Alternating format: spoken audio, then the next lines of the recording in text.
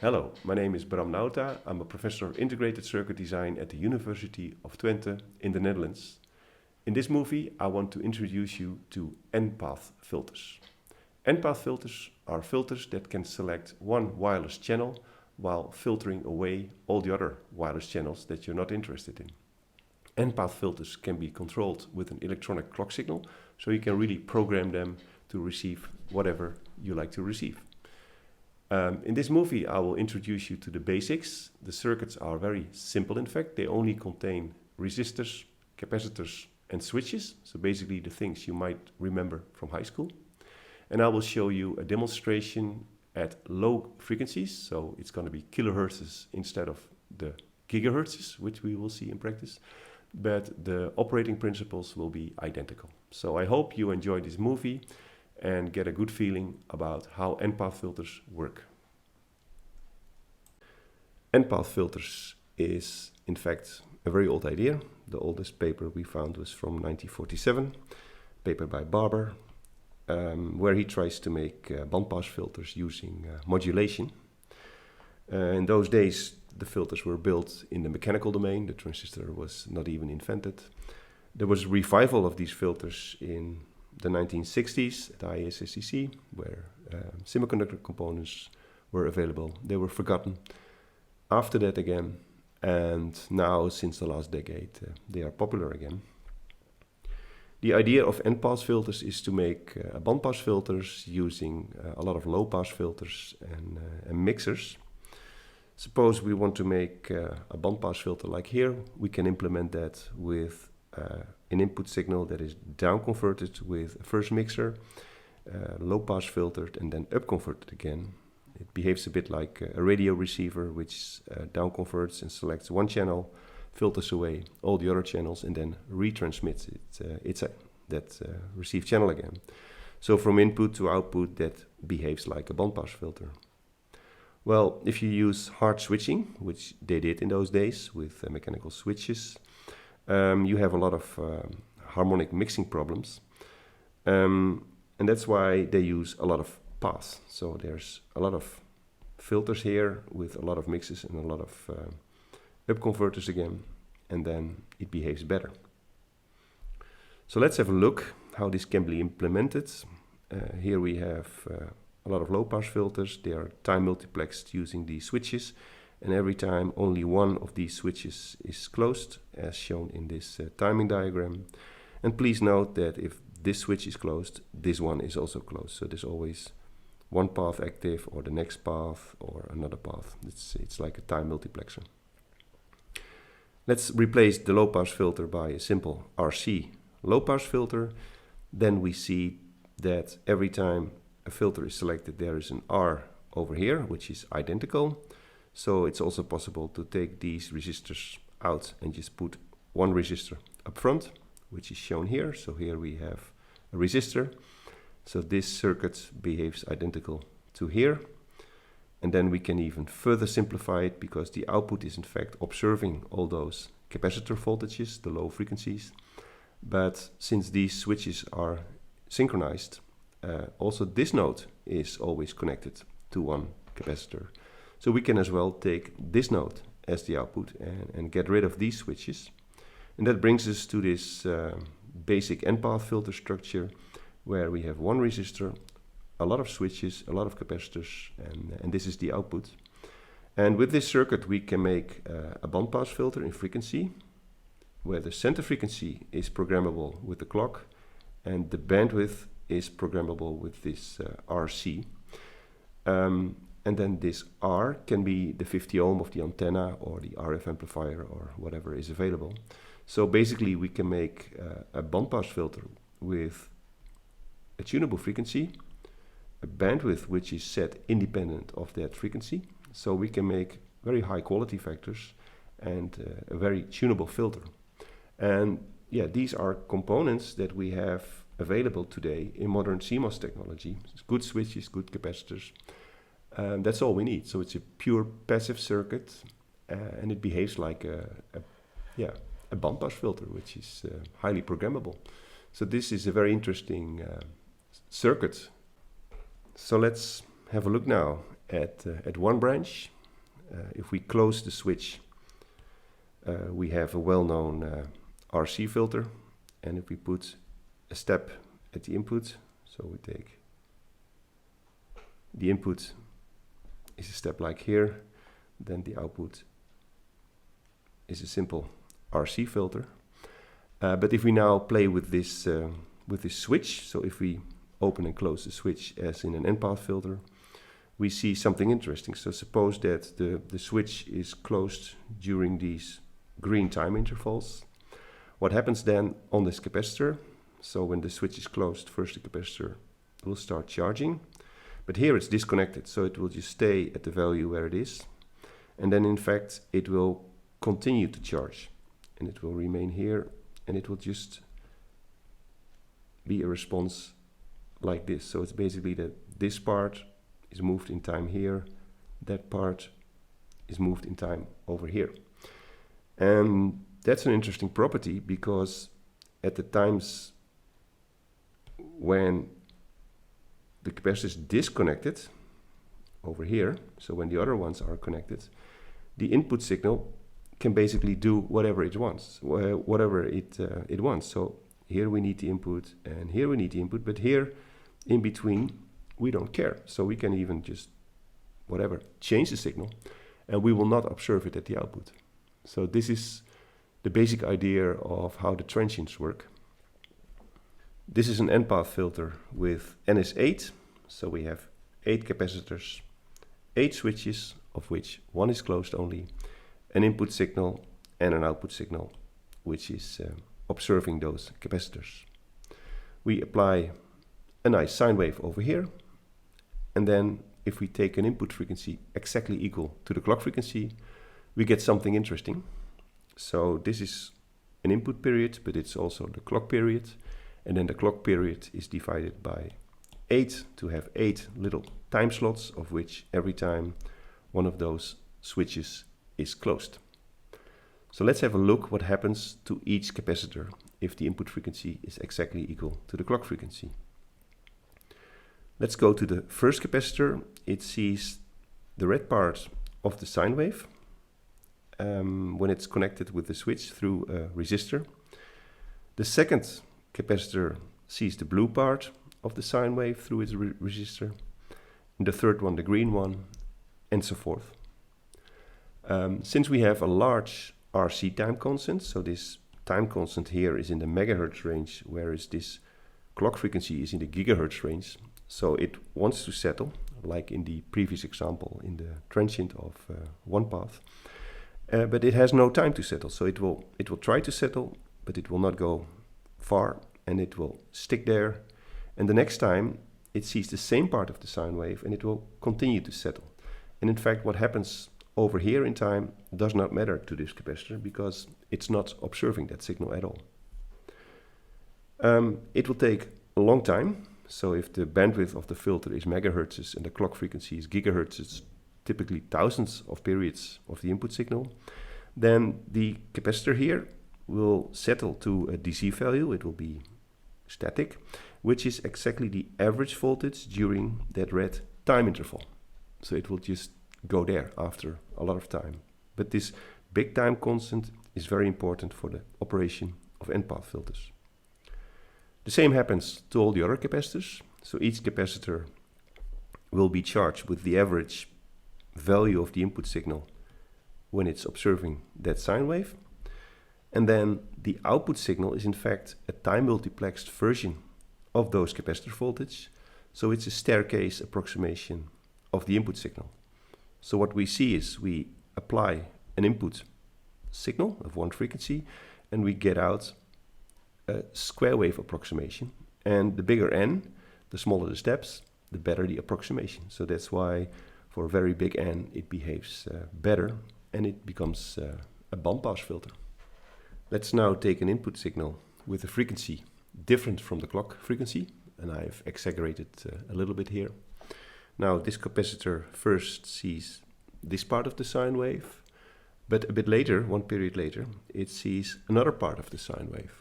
So it first wants to go up, and later it wants to go down. But since this RC time constant is so big, it barely has time to go anywhere. So it wants to go up here, but here it wants to go down again. So, and yeah, with this big time constant, it will just stay where it is. And then after many periods of settling, all those capacitors have not been able to travel to an average because the average was 0, so they will stay at 0.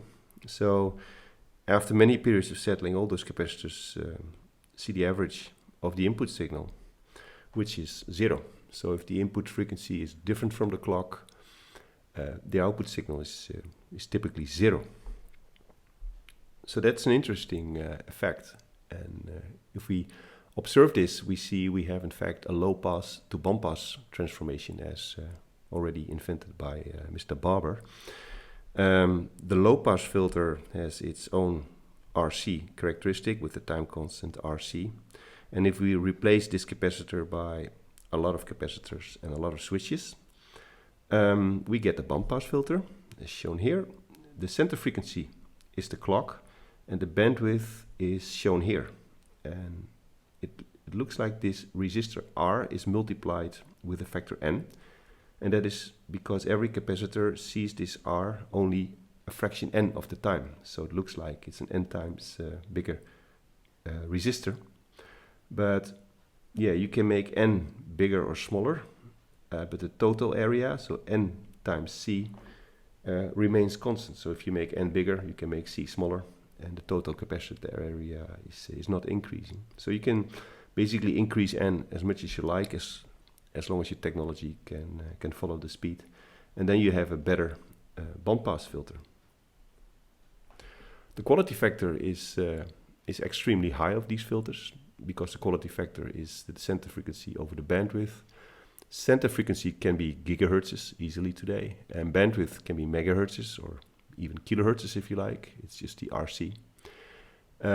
If you take the math, you take for the center frequency that one and for the bandwidth that one, you divide them, you get this equation for the Q, and it can be very high. So we can have a very high steep filter programmable with the clock. So that's kind of cool. The problem with end-pass filters is that they basically work at any harmonic of the clock. So let's take an input signal twice the clock frequency. Then you see that within this time we now have 2 periods of the input signal, and this red capacitor sees that part of the sine wave, and later it will see again that part of the sine wave. So also here you will get DC voltages on a capacitor, so you will get the response at the second harmonic. It's a bit smaller though, because the peaks are not really observed anymore. If you go to 3 times the clock frequency, you also get a response, and you see also that the amplitude is a bit smaller again. So the higher the harmonic, the smaller the amplitude, and that's because we take a relatively longer part of the sine wave, so we don't really go to the peak anymore, but we're going to average it out. But there are still responses. So if you look at the wide frequency response of an NS8 filter, you see this is the filter we're interested in, and you also get quite some responses at higher harmonics.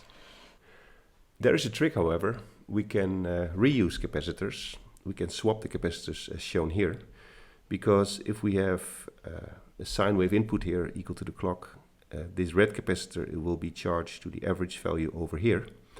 But half a period later, we get here a symmetric response. So this one and this one are negatives. The blue one and the blue one here are the opposite. So what we can do is we can take this capacitor over here and basically put it upside down half a period later. So it already has the right value of the voltages. So it will still work. The good thing about this is that if you apply the double frequency at the input, the whole response is rejected, because here it wants to go to a positive frequency, and here it would go to a negative one, but it has to go to a positive one because we have applied 2 times the input frequency. So by swapping those capacitors, the second half of the period of the input frequency, then we basically kill the second harmonic, and we also kill all the even order harmonics the same way. So this way We get rid of the even order responses, but we still get the odd responses. But the third is already quite smaller than the first one. There's another effect which is called aliasing. If we have an 8-path filter, and this is 8 times the clock frequency, it looks a bit like we're kind of sampling like an A to D converter. This is the sample frequency because we are observing the signal 8 times per period. And then also in A to D converters, that every frequency a little bit down the sample frequency will alias back to over here. So this frequency distance will be equal to that frequency distance. The same happens to the 9th harmonic.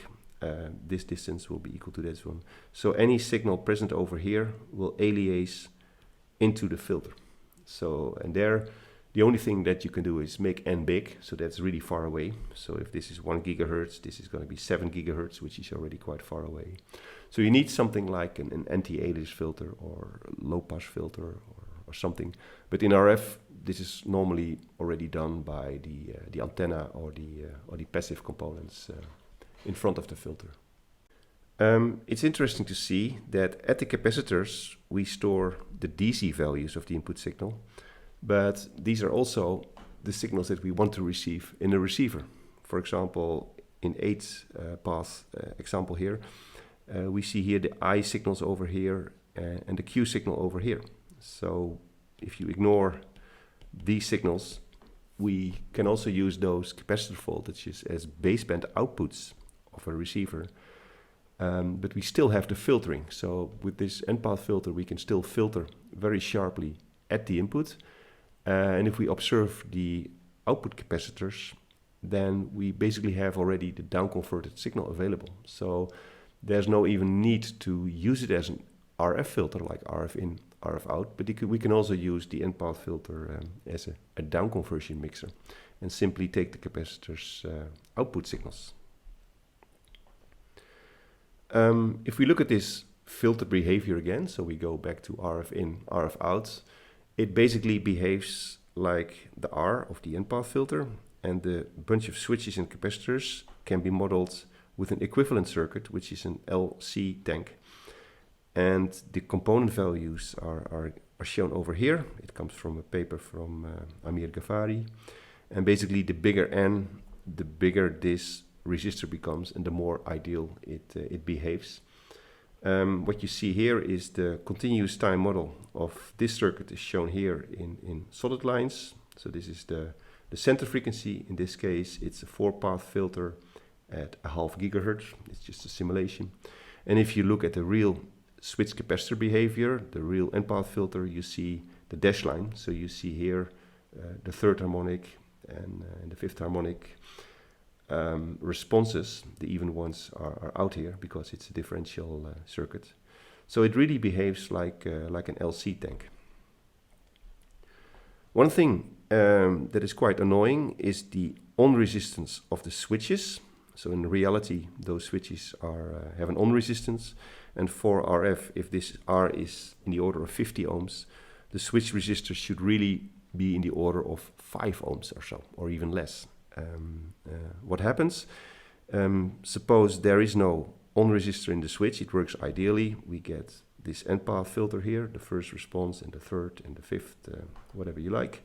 But if we include a switch resistor of 5 ohms, what happens that at frequencies where these capacitors are supposed to be a short, that there is still this R switch. So at frequencies where these capacitors are considered to be short, we still have a resistive voltage divider where this switch resistor just makes the output signal still present. So whereas the ideal response had a lot of attenuation already here, like minus 30 dB, this voltage divider is a kind of circuit that has like typically minus 20 dB attenuation for 5 ohms.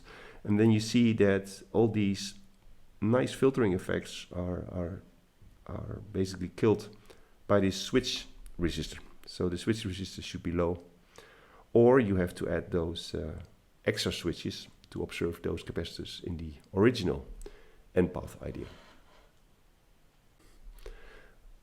it's interesting to see how we can build an N-path filter ourselves, just at home. It's hard to go to the labs with a virus, and I thought let's make one N-path filter at home. And of course I will not make a very high frequency one. I'm just using off-the-shelf components.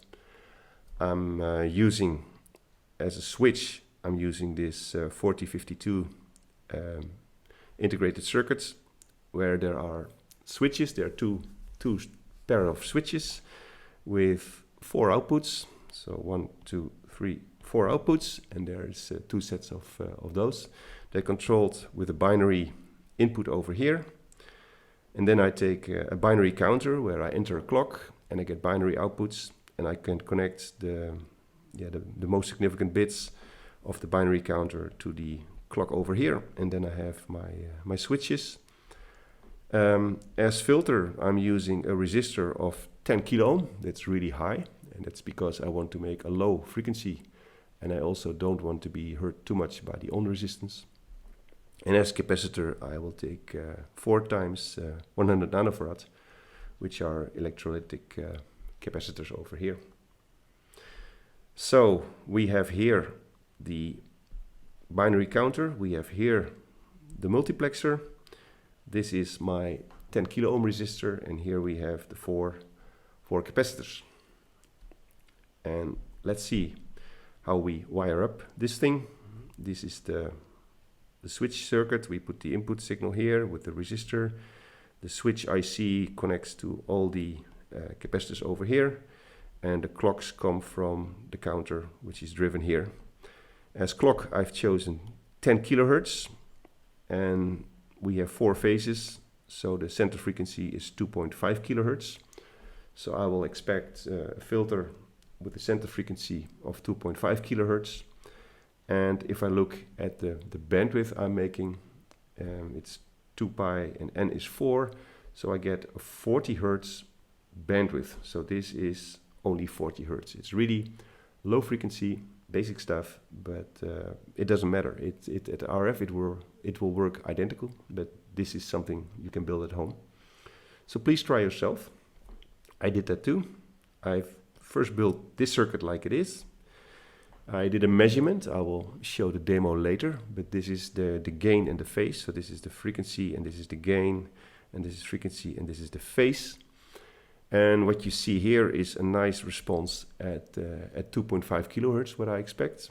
I get a second order response, which is a bit noisy, which I will explain later in the video.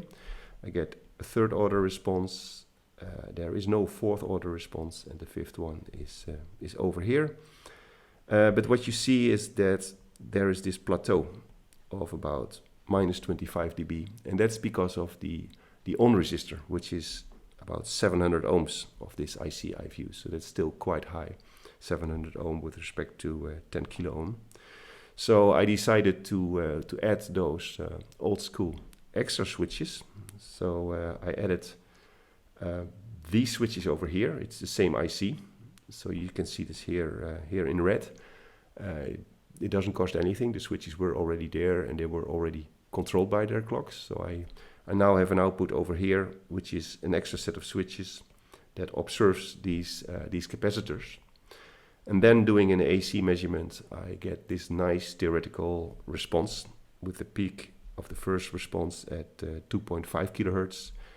Even order response because I don't swap the capacitors, a third order response. We will see some interesting notches over here.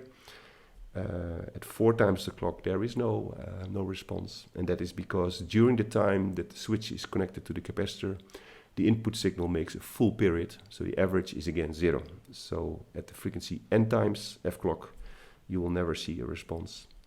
And frequencies over here will aliase to here, and frequencies over here will also aliase to here. Okay, so let's go to the lab and see how it works in real time. This is my little home lab on my attic. We were forced to work from home due to the virus, and I thought let's play around a bit with N-path filters. So we have here my N-path filter, the low frequency one, built with digital gates basically. two analog discovery interfaces to USB. They can play as a signal generator and also capture like oscilloscope and do FFT. So you see spectrum analysis functions. It's all controlled by a machine here, Windows machine. An oscilloscope, because you never trust those guys. Better look at the real physical behavior here, but it's always the same so far. And here a monitor with the outputs of the analog discoveries. So I will, in this setting, I will show you some measurements, some simple measurements, some more funny measurements, things which are typically hard to simulate. But it's still interesting to see low frequency behavior of such an end-pass filter. So be my guest and enjoy the video. In front you see the end-pass filter connected to an analog discovery 2 signal generator, which I'm driving from my computer. And I can play with input frequencies and clock frequencies. The clock frequency I choose is 10 kilohertz. So the divider, the counter divides it by 4. So the clock frequency and the center frequency of the filter is 2.5 kilohertz. And if I apply an input signal of 2.5 kilohertz, I get a nice standing wave pattern. So let's turn on the machine. And there you go. You see yellow is the input signal, blue is the output signal that observes all those 4 capacitors sequentially, and brown is just one of the 4 capacitors. But each horizontal part of the blue line belongs to a capacitor. So there are 3 missing horizontal lines, but yeah, because of symmetry, one is just enough. What I can do now is I can play with the phase of the input signal with respect to the clock, and then what you see is that the capacitor every time sees another section of that yellow sine wave, but it just walks over it, and it's still a DC voltage, and the blue signal has a kind of a constant amplitude independent of the phase. If I make a little frequency difference,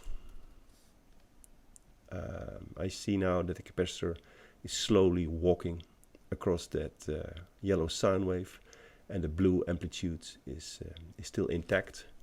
But if I go to a little higher frequency, so this is 2.5 kilohertz, but if I go to, let's go to 2.6, there you go. You see already that the filtering has started. 2.7 kilohertz is this, and then we can go to 2.8 kilohertz, and it's getting less. And for lower frequencies, so this is 2.5. If I go back to 2.4, you also see filtering, 2.3, etc. So that filters. That's the bandpass behavior. If we now go to the second harmonic, so 5 kilohertz, we see something interesting. So there are now 2 yellow sine waves within a clock period. So each capacitor sees 50% of a sine wave at its input. And then depending on the phase, it takes an average value. So for example, this one here still sees a high voltage. But if I move the phase around, for example here, now you see that the blue amplitude is getting smaller, and here it's almost 0, because during this time this capacitor sees a positive peak and a negative peak, but they cancel. Whereas if I move the phase back, you see that the amplitude is getting bigger because it just sees only the positive part or only the negative part of the sine wave. So for the second harmonic, the gain is very much depending on the phase difference of the clock and the input signal, and that's why we saw in the AC measurements quite a spiky behavior. And this is something you normally don't see in simulations because there's always nice phase lock, and people don't think about it. We can go to 7.5 kilohertz, the third harmonic. We now see we have a little trigger problem. So let's trigger now at the output signal. That works better. And you see now that there's a falling back effect. So there is, through the blue one, you can still see that 3 times lower frequency. So it goes back from the third harmonic back to the first. But you can also see that there is a third harmonic signal. It's a bit noisy for the triggering. It's a bit spiky. And then another interesting frequency is 10 kilohertz. So that's 4 times. Now I trigger again on the input signal. That's exactly 4 times the clock frequency. That means every capacitor sees a full period of the input sine wave. And then no matter what the phase is, then the average over one period of a sine wave is always 0. So if I play around with the phase, you see that the spikes are moving. It's the switching spikes, but the output signal is not there. So the nth harmonic is just not there. Okay, let's go back to the 2.5 kilohertz. Again, there we are. Make the phase a bit nice. There you go.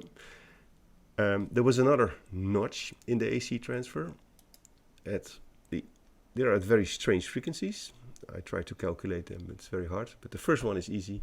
It's 1.5 kilohertz. And you see now that there's indeed little output signal. At least it has not much to do with the frequency of the input. If I now increase the gain of the output a bit to see what happens, and I see a beautiful pattern. It's not a function because several time moments there's multiple outputs, so we have a trigger problem here. There's some beat frequencies.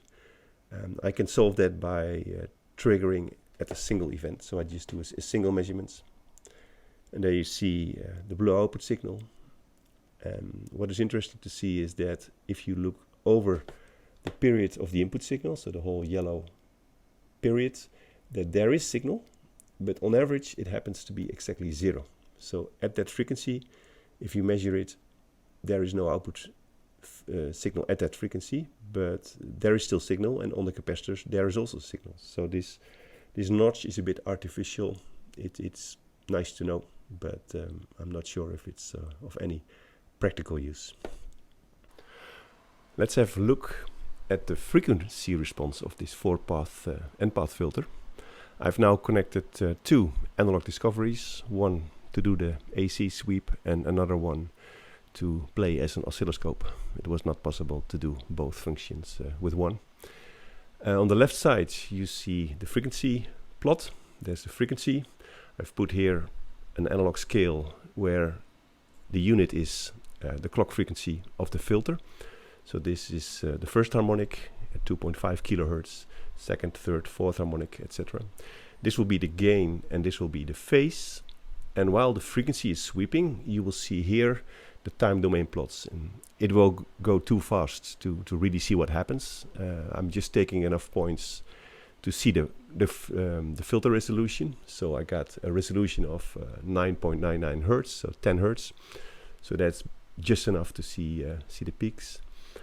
And I will now turn on the sweep and quickly comment what happens. There you go. So it starts slowly because it's a low frequency. It takes some time to do all the periods. You see the low pass behavior, the normal analog RC low pass filter, the notch that we saw where the average input signal would be 0. The wanted peak here at Fs. There's another notch. You see that the signals really happen to cancel.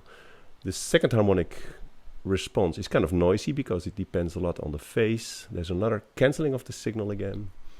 You may rewind this video to see this again. At the fourth harmonic, nothing happens because while a switch is connected to the capacitor, the capacitor sees a full sine wave, so it's always 0. So there's no fourth order response in a 4-path filter. Fifth response is here. The sixth one is noisy again because it's an even one. It depends on the phase. The seventh is here. It's much smaller already. And there you go. You see that the second order is still quite big, but you can get rid of that in a fully differential implementation. And the third order here is in my measurements is below -20 dB. So that's already quite small. So we're basically interested in this frequency. So let's have a little look to zoom a bit in. We can have a zoom in from 1 kilohertz to say 5 kilohertz. And then we take a much closer look at the filter. It's still a lot of points, but now we have a resolution of 2 hertz. So this is the notch. You see that there the signal has cancelled. So this on average over periods is 0. And now we walk towards the main peak. And you see the signal's building up here. It's getting bigger and bigger and bigger. And there you go. It went really fast. So it's a very, very narrow peak. And we will go down again and we will see the notch. But you see it really behaves like an LC, second order bandpass filter in fact. And the phase is interesting. When the notch goes down, you see the phase goes up. And here you see a classical phase jump from basically plus 90 degrees to minus 90 degrees. And the higher the Q, the steeper this filter response is. So there's another notch here. You saw that there's on average no output signal. And now you see the messy second order behavior.